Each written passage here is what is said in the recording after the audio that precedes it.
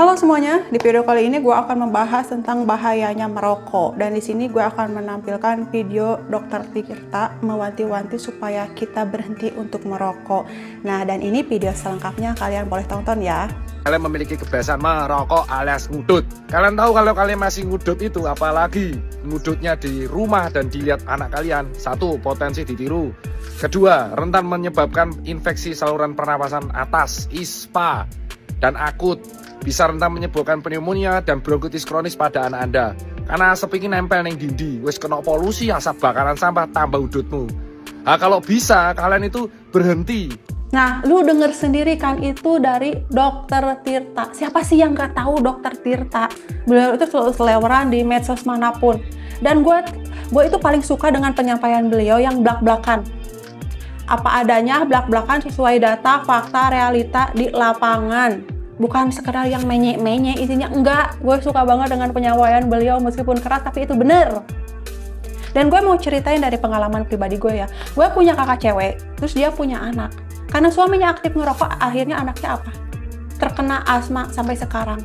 Dikit-dikit bengek, lari-lari, dikit bengek. Terus udah kayak gitu batuknya itu berdahak yang dimana nggak pernah sembuh-sembuh dikasih obat tuh. Harus terus dikontrol ke rumah sakit.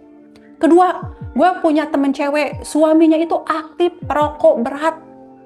Terus apa yang terjadi? Suaminya terkena TBC dan tiap hari itu harus disuntik. Sehari aja kelewat, pulang lagi dari nol sampai suaminya udah jengkel. Itulah akibat dari merokok. Dulu gue sebelum nikah sama suami gue yang sekarang dia juga perokok berat, perokok aktif, sehari itu bisa ngabisin 3 atau 4 bungkus rokok. Tapi semenjak menikah sama gue udah 9 tahun setengah, alhamdulillah dia nggak pernah merokok lagi. Bahkan sekarang badannya lebih sehat dan alhamdulillah juga anak gue nggak pernah terkena penyakit yang aneh-aneh, sehat semua. Dan suami gue sekarang kalau misalnya dia itu nyium orang yang bau ngerokok itu udah pusing, udah mual.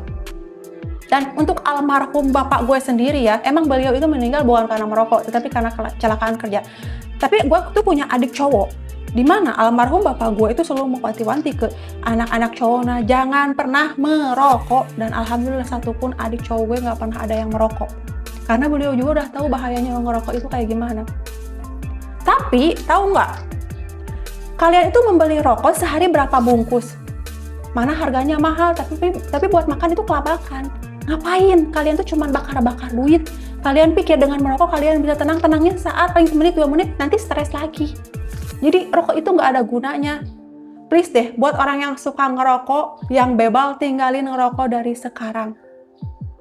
Kalau misalnya kalian berkata kayak gini, gue ngerokok sampai sekarang sehat-sehat aja tuh, fine-fine aja tuh, ya belum kena apesnya. Tetapi ini udah banyak kejadian kalau orang yang sering ngerokok itu bakal terkena penyakit tertentu, malah penyakitnya berat banget.